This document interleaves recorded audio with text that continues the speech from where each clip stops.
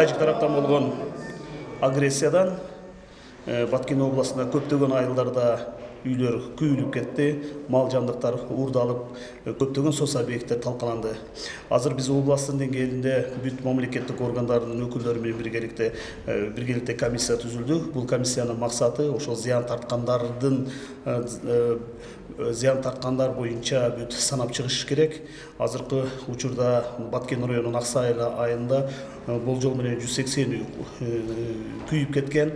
Азыркы учурда атайын ушул жердеги бригада иштеп жатат. Ал жерде тазалоо боюнча саперлор ок атылгандардын ал жерден ошол участоктарды текшерип, тазалап, коопсуздугун карагандан кийин азыр ошол комиссия кирип туруп, ар бир үй боюнча, ар бир айыл боюнча зыяндарды, канча зыян тартышты, ошолорду санап чыгышат.